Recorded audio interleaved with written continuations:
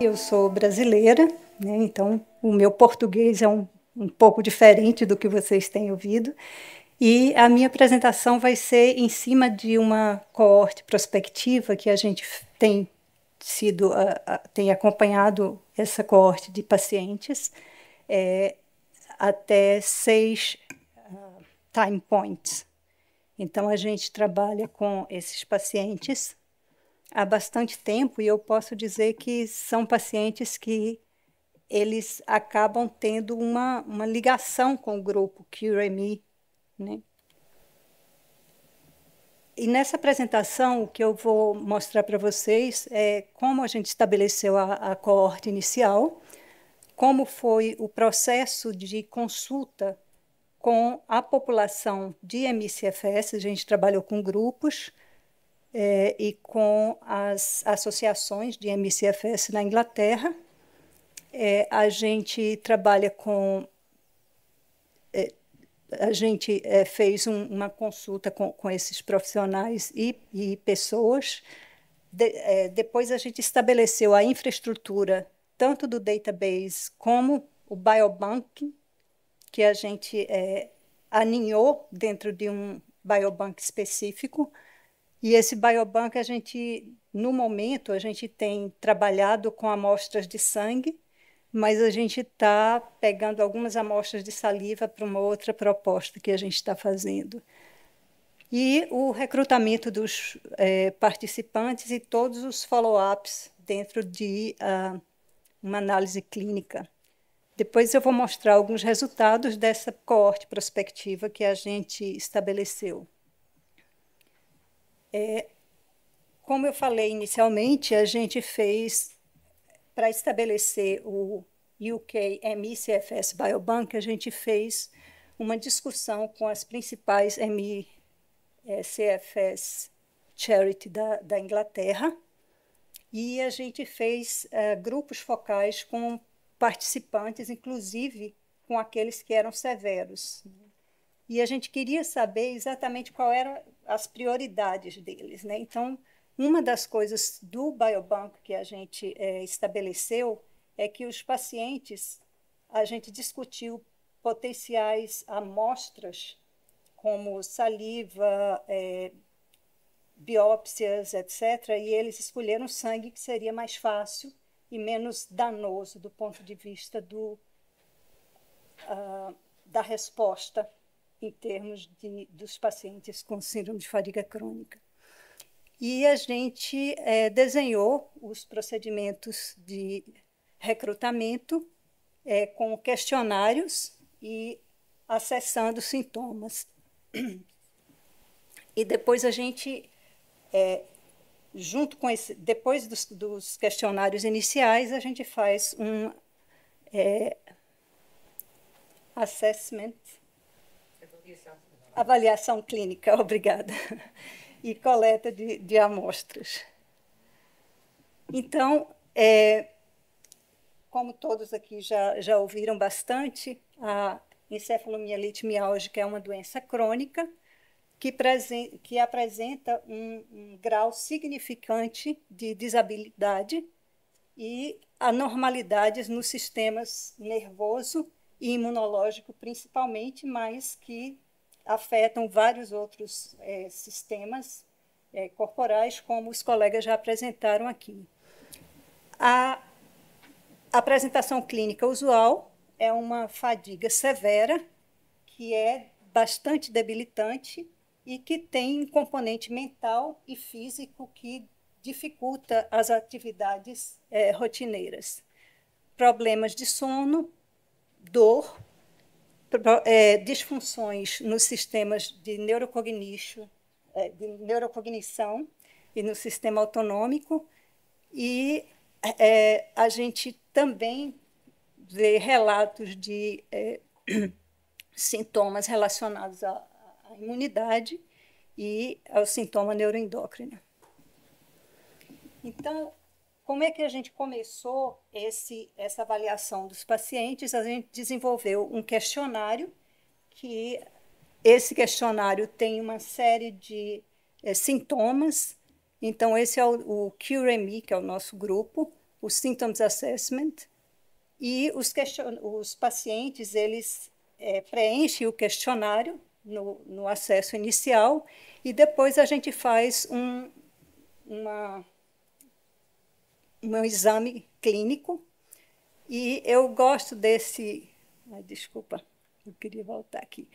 Eu pus essa foto porque essa foto ela é bem emblemática para a gente. Na época do Covid, a gente continuou fazendo essa coleta de dado e avaliação clínica, e a Caroline, que é a minha colega que está ali, a enfermeira, ela foi e ela coletava o sangue dos pacientes no jardim da casa, com todo o... Vocês verem que ela está paramentada, né? Mas durante o Covid a gente não parou. E a gente continuou com esse recrutamento. Bom, o nosso questionário ele permite um acesso aos 3 mais usados critérios diagnósticos, como o Fukuda, o CDC e o Instituto de Medicina. E aí, a gente conseguiu também, nós temos uma coorte bastante grande, eu acho, em termos de número de pacientes, e a gente inicialmente a gente trabalhava com os questionários em papel, e hoje em dia eu fico muito feliz porque a gente tem um grupo na London School que finalmente conseguiu estabelecer o nosso database, que é o QRM Database, onde os pacientes recebem um link e eles entram os próprios dados dentro do database. Então, assim, foi uma conquista grande que a gente conseguiu. E aí, inicialmente, a gente recrutou um número de 396 participantes, e desses participantes, a gente tinha pacientes com mild moderate. Eu acredito que em termos de... Eu acredito que em termos de percentagem é bem similar a todos os outros estudos que têm sido feitos, em torno de 1/4% masculino, 3/4 feminino. Então, isso é o que a gente vê na nossa coorte geral. E para esse estudo prospectivo, a gente tem um número de 96 pacientes. A coorte com os pacientes severos, a gente tem uma faixa um pouquinho maior de número de pacientes homens, adultos. A gente não trabalha com crianças, a gente trabalha com adulto a partir de 18 anos de idade. E aqui a gente começou a ver os scores de... Eu poderia ter um pouquinho de água, por favor. A gente tem a gente criou alguns domínios de sintomas que são relacionados ao Canadian Criteria, e vocês podem ver, eu achei que era um pointer aqui, vocês podem ver que no domínio do autonômico, a gente tem ali... Deixa eu só ver aqui um pouco.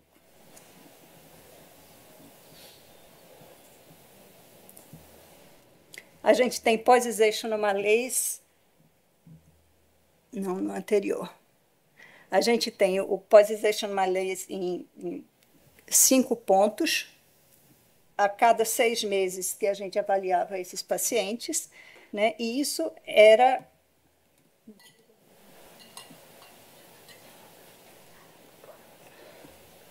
Esses 5 pontos são relacionados com os domínios que a gente trabalhou, com, por exemplo, positional malaise. A gente mostra que os pacientes que estão no primeiro slide, eles são do lado esquerdo, eles são os mild moderates e aqui são os severos, do lado esquerdo. Então, vocês veem que existe como se fosse uma extensão maior dos pacientes em termos da gravidade e da flutuação dos sintomas em relação aos pacientes moderados, quando a gente considera com os severos. E isso vai acontecer, por exemplo, pós-exertional malaise, vocês veem que o gráfico da esquerda, os severos têm os dados bem mais acima, embora tenha, a cada time point vai ter cada linha é um paciente, né, e a gente vai ver como que isso tem se distribuído. Em relação à dor, que é um outro domínio que a gente tem também, os severos, a dor pode estar bem baixa e bem alta, né? Então, é uma distribuição completamente errática em relação a esses domínios. Na segunda parte do slide, a gente tem o domínio de disfunção de sono e disfunção neurocognitiva.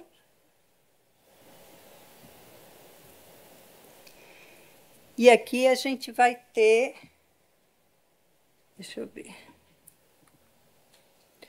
disfunções autonômicas, disfunções imunológicas, e todos eles relacionados ao mild moderate, aos pacientes com apresentações moderadas e apresentações mais severas.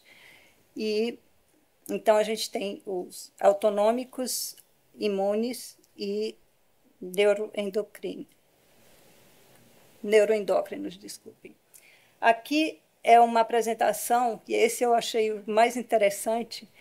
A gente só tem aqui os pacientes com mild moderate, com apresentação moderada e apresentação severa, e no Physical Component Summary do SF-36, que é a parte física, a gente vê que os pacientes mais severos, eles têm um score bem mais baixo do que os pacientes em todos os time points, todos os 5 time points. Agora, quando a gente olha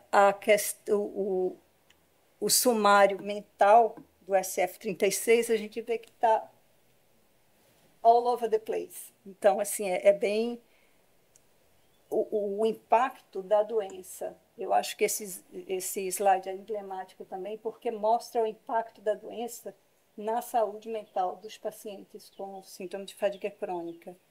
E eu não estou falando aqui que os pacientes com síndrome de fadiga crônica têm um processo de adoecimento mental, como muitas pessoas falavam.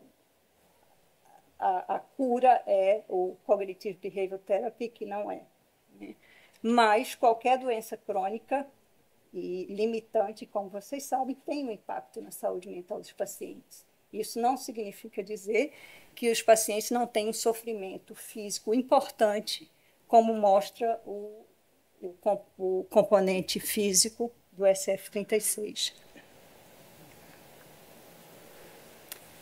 Um outro marcador que a gente achou quase meio que ocasionalmente, nós fazemos uma série de exames laboratoriais para descartar outras doenças, né?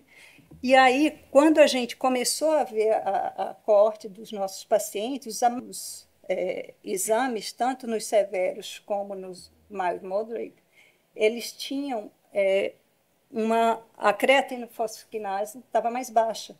E a gente esperava que tivesse um pouco alta, mas foi um achado que a gente fez. A gente, inclusive, fez algumas publicações em relação a isso, né? E esse gráfico, ele meio que é bem emblemático por conta para mostrar que todos os pacientes com síndrome de fadiga crônica, eles têm uma creatina fosfoquinase bem mais baixa, mas os severos têm mais baixo ainda. E isso é uma coisa interessante. Foi um achado clínico que a gente fez e que mostra que poderia ser, inclusive, indicado como um teste de monitoramento para esses pacientes. Um outro achado que a gente tem, que outros colegas têm achado a mesma coisa, é a diferença de hand grip com o dinamômetro. A gente percebe que os pacientes mild moderate, eles têm o hand grip é um pouquinho mais baixo, nessa coorte particularmente. Em outros estudos, quando a gente pega a coorte completa, a gente tem que os severos são bem mais baixos do que o mild moderate, mas essa coorte é um pouco menor, então esse resultado não é tão significante, mas ainda mostra uma redução, e principalmente quando a gente compara com uma outra coorte que nós trabalhamos, que é uma coorte de pessoas com esclerose múltipla, que foi uma coorte de doentes, mas com uma desabilidade significante, e mesmo assim eles tinham os scores bem mais altos em relação ao grupo de MCFS. E aqui foi uma das nossas últimas avaliações dessa coorte, a gente mostra valores preditivos de o que a gente chama de Global Clinical Score, que são todos esses scores que a gente trabalhou, e uma estatística trabalhou conosco, então a gente mostra que, por exemplo, o Global Clinical Score, que a gente usa nos questionários, utilizando todas aquelas questões, vocês veem a diferença dos healthy, dos indivíduos saudáveis, os mild moderates, os severos e os controles com múltipla esclerose. Então, esse Global Clinical Score, ele mostra quanto maior o score, maior a disabilidade. Aqui é o score do hand grip, né, do dinamômetro. A gente está mostrando a diferença no primeiro slide do hand grip em relação ao mild, moderate e severo. E a gente vê que, mesmo com o dinamômetro, a gente tem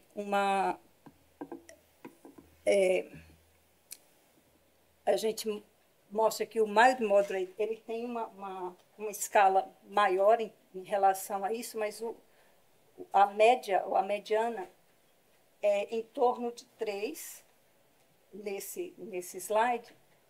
O severo é um pouco menor, né? A gente tem, quanto menor, mais em pé. Mas é interessante que isso é o valor preditivo. Quando a gente vai olhar as diferenças do hand grip, o máximo e o mínimo, você vê que o severo está numa faixa de muito menor em relação ao que a gente está querendo mostrar nessa análise, é que existe uma diferença muito grande com a variabilidade do hand grip nos vários grupos de controle em relação aos severos.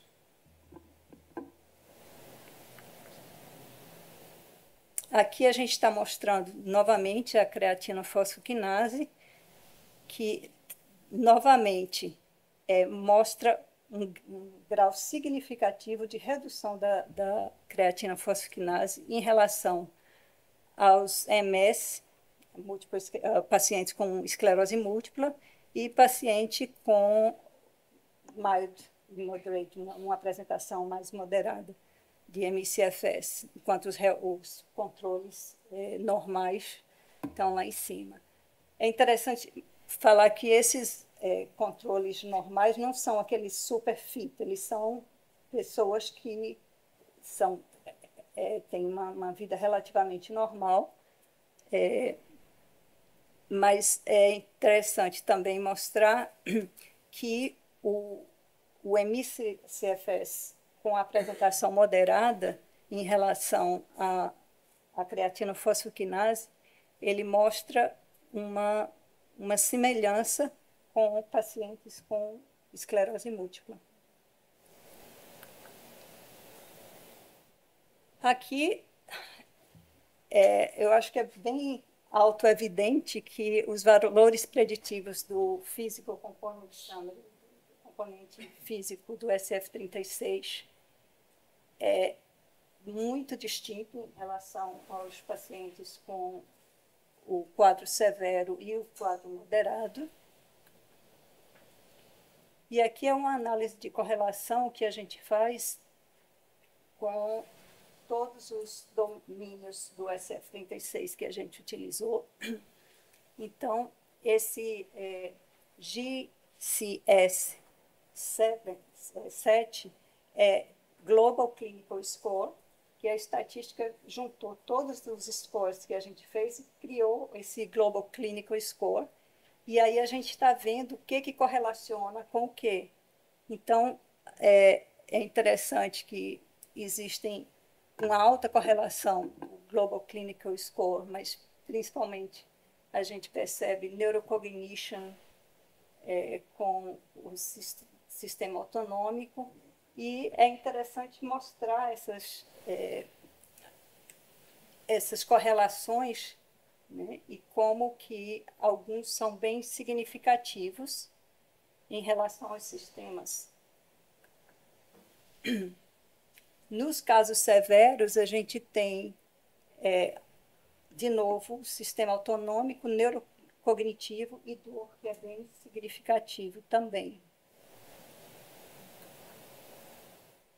Então, em conclusão, a gente percebe que a flutuação dos sintomas ela é evidenciada durante todos os follow-ups que a gente fez, em todos os time points. A gente perdeu um pouco de paciente durante o COVID, obviamente. Alguns pacientes não conseguiram, ficaram com medo de serem avaliados clinicamente, de doar a amostra, mas existe essa amplitude menor em relação aos pacientes que têm uma apresentação mais severa, né? A amplitude dos sintomas em todos os pontos ela é bem menor, então é como se o corpo tivesse meio dormente mesmo, assim, shutting down. Uma outra coisa que a gente evidenciou foi a análise de correlação, correlações significantes entre domínios, né, que a gente esperava isso. E esses domínios, eles, eu acho que são interessantes para a gente trabalhar um pouco o manuseamento dos sintomas, né? A gente olhando para domínios específicos, a gente pode considerar approach de... Sem problema. A gente pode considerar um pouco essas possibilidades de manuseamento de sintomas pelos domínios dos sintomas que estão controlados e até chegar a descobrir um pouco mais, ou conhecer um pouco mais da fisiopatologia da doença, que eu acho que, por mais que a gente tenha aprendido bastante, ainda tem algumas questões significantes que a gente, enquanto pesquisador, enquanto médico, não consegue estabelecer as conexões completas, ou seja, como que se dá essa fisiopatologia? Eu acho que essas perguntas ainda têm algumas respostas pendentes. Obrigada. E desculpem a fala.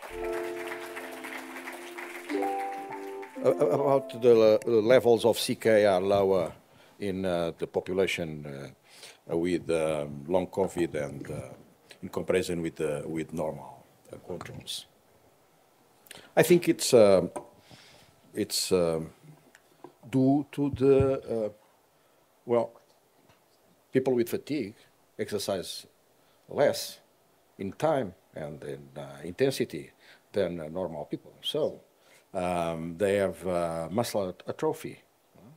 In 3 months, people, if they don't leave home, if they stay seated or in bed, they lost almost 1/3 of the muscular mass. Those are studies that are made in the first flies to the moon by NASA. And as you know, the first trips to the space were not accompanied by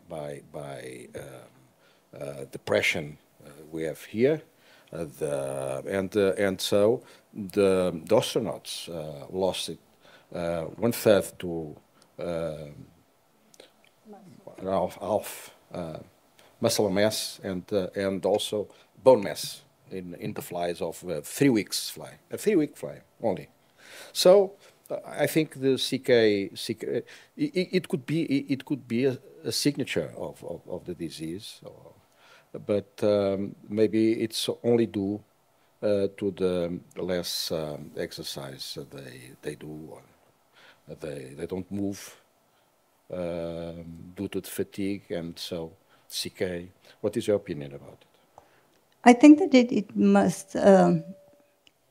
Yeah, I agree with you that the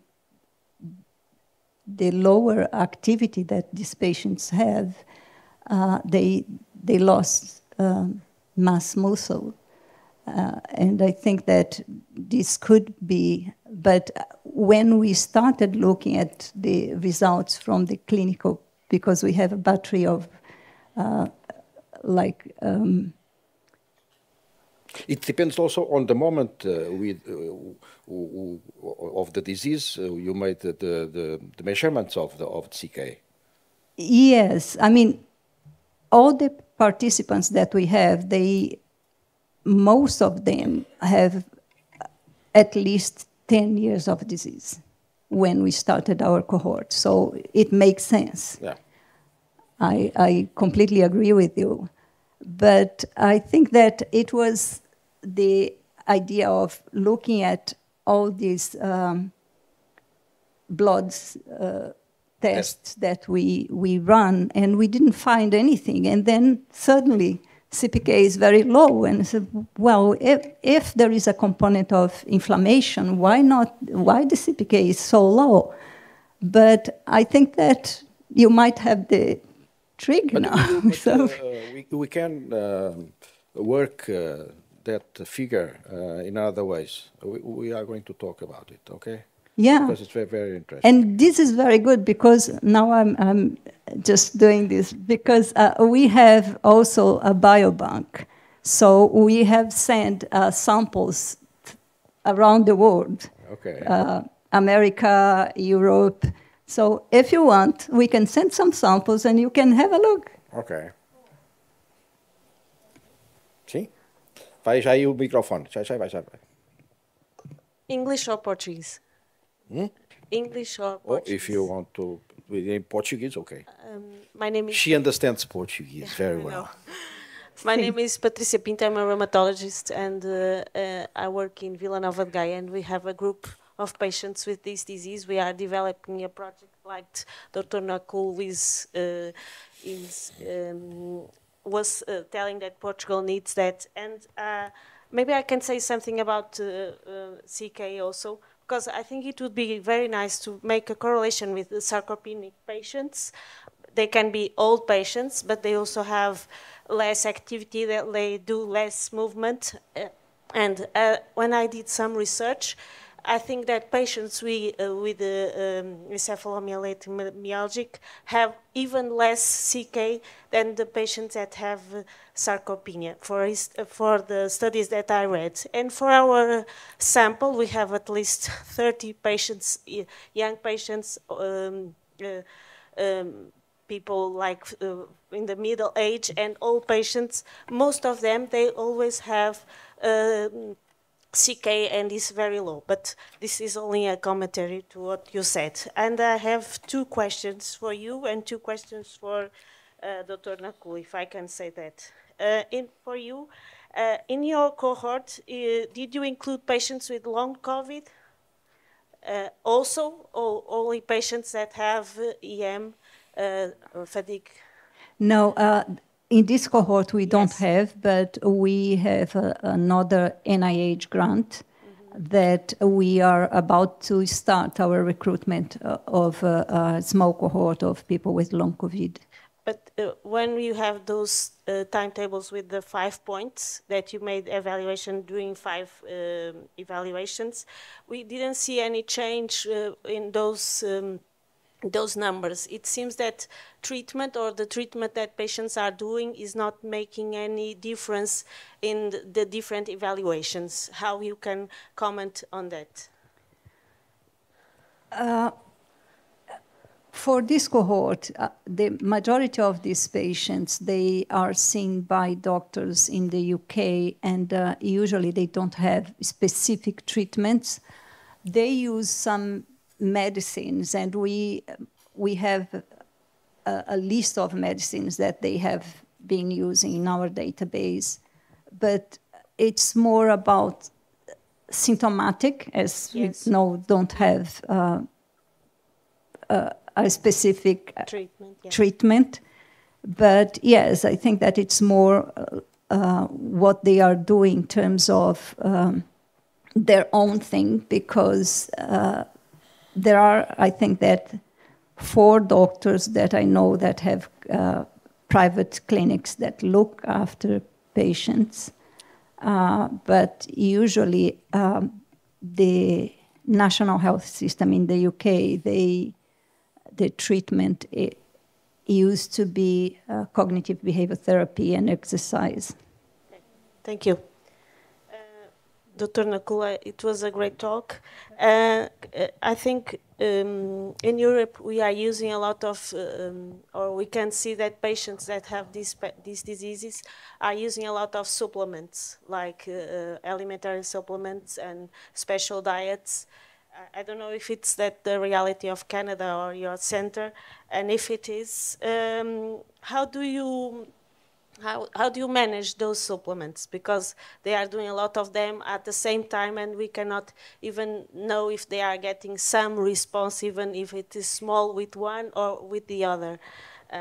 Because we cannot speak a lot about other treatments that are not validated. So that's my question. Thank you. Yeah, thank you for your question.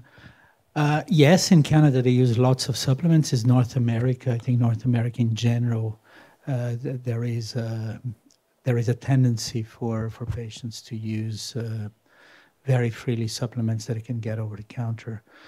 I think our approach is we have a naturopath in our service, so when necessary, our naturopath discusses cases with them.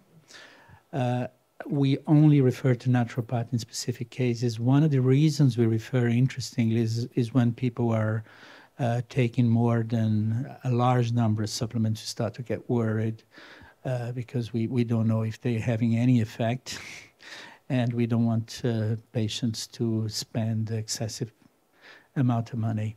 But I mean, I'm quite liberal in terms of supplements. I don't tend to there is a small number of supplements that we recommend as per our protocol, but we usually don't interfere in the supplements that patients are taking. We just give general advice. Thank you. Nuno. Hello. I know it's been a while, but my name is Mspuvda, and I used to work with Louise and Ileana in the London School of Hygiene and Tropical Medicine. And if I can add about this UK Biobank data, is that talking about this sarcopenia and muscle mass loss over time, I actually analyzed that data, and it was interesting that they lose a muscle mass as healthy controls. The only thing that changed, at least in this cohort, is actually the body fat. And it was, for me, it was really surprising. And now we discussed this. So we can discuss this later. Thank you. João Carlos. Thank you so much. The question is to Professor Nakul.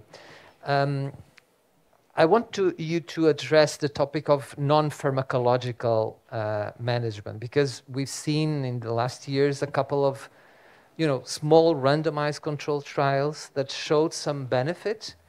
And I wonder why in the guidelines they are not mentioned, and what's your opinion? And I would address only two of them. First, hyperbaric oxygen. And second, the transauricular vagal stimulation. So what's your opinion, and why these non-pharmacological therapies are not at least mentioned as future therapies in these guidelines? And I would have two questions about acupuncture and also the cryotherapy, okay? Cryotherapy. Okay. Well, because they are similar questions about right. No pharmacological interventions, okay? So NICE guidelines, if you have one or two studies, and usually the evidence will be low quality. So we're talking about either a relatively large number of people in a number of trials, unless the effect is massive, and then you can probably have a bit less numbers in total. So they look at everything under the sun in terms of studies, and unfortunately there are no studies there, not robust enough studies, or no studies that are replicated. But it's very important that if you don't find that evidence, it doesn't mean that the evidence is not there. So not finding evidence is not the same as lack of evidence. So I think the answer, I would say, just do more studies. I have reports from colleagues that they have good experience with hyperbaric oxygen. I have some supplements, that patients tend to report some results when they take. One of them is the PEA supplement that you use in micronized form. So that's something that there is a good number of, and there is a small studies showing that. But this is not enough for it to say in terms of protocol, or for NICE to say at least that those should be recommended. When it comes to Euroimmun, I didn't mention, but if you look at the paper, there are a number of supplements that are used by the physicians and health professionals within Europe, but within the network, and they are put there as options to be considered. So it's not a no, but on the other hand, I'm not in a position to say supplement A or B actually is something that should be widely recommended from the data that is there. And I know very little about cryotherapy, but Nuno comes from Poland, so there is a colleague there that has been working on that. Do you have any comments on that? I mean, I don't know how much you know about. My microphone to Nuno Sepúlveda, please. Yeah. As far as I know, it was a small study, but the results were impressive, and that's why I asked if NICE guidelines actually they thought about this. Only in these meetings they discuss non-pharmacological kind of therapies that, like you said, evidence. It's not very strong at the moment because of lack of studies. Lack of studies, mostly. Yeah, exactly. Yeah. Okay. Thank you. Some more question? No. So I think that I'm not trying to do this in Portuguese and in English. Uma questão. Pronto, uma questão importante que eu acho em relação a essas outras potenciais intervenções é a questão da evidência. Quando a gente fala em evidência científica, você tem que fazer um duplo cego. Como é que você faz um duplo cego numa câmara bariátrica? entendeu? Assim, você põe uma câmera com uma pessoa e depois fica difícil. Alguns procedimentos ficam difíceis de fazer duplo cego. Você faz e o controle é o quê? Entende? Eu acho que tem algumas questões. Provavelmente. Não, eu concordo com isso, e é o mesmo para as terapias psicológicas, que tem várias, né? Elas não são duplo cegas, e quando elas não são duplo cegas, a evidência vai ser bem mais fraca. Rituximab pode ser um exemplo de quando fizeram um estudo aberto, inicialmente sem controle, o efeito parecia bem significante. Quando fizeram duplo cego, não teve efeito. É só um dos exemplos para ilustrar o fato de que estudos não controlados que não são duplos cegos, realmente a evidência sempre vai ser baixa. It's the difficulty also with physiotherapy or spa treatments and so on. It's very, very difficult though. And last question, Fernando. Muito boa tarde. Parabéns, antes de mais, pelas vossas apresentações. Estou em representação da APED, a Associação Portuguesa para o Estudador, e também da Nova Medical School. Eu queria clarificar dois aspectos com a Eliana. Um deles relacionado com os valores CK, se de facto esses doentes tinham ou não tinham critérios para sarcopenia. E o segundo aspecto, o que é que considerou dentro do item alterações imunológicas e neuroendócrinas?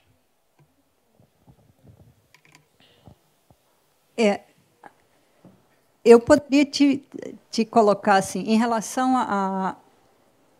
aos domínios, a gente tem um questionário bem ampliado, e aí a gente pega algumas questões específicas que são relacionadas a esse domínio, né? Então, foi isso que a gente trabalhou. A outra questão que você perguntou foi em relação ao CQ.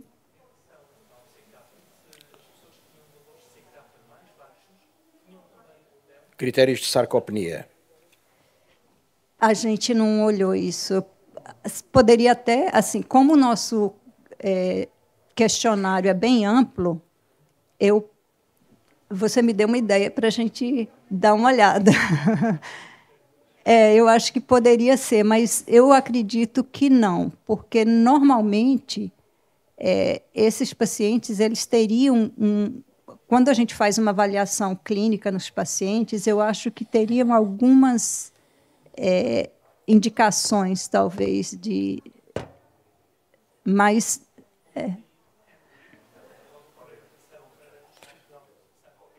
Sim.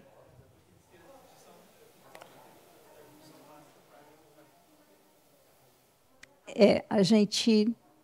Não fez a avaliação. Não fez, não. It was not. They were not evaluated only by the grip strength. They have the grip strength. A gente tem o baseline, tem todos os follow-ups, todos com o hand grip também. Então a gente pode, mas é uma coorte mais restrita. Okay. Mas todos eles com critério específico de ME/CFS, e como eu mostrei aqui nessa coorte da gente, os 3 critérios, todos eles tinham compliance com os critérios diagnósticos de ME/CFS.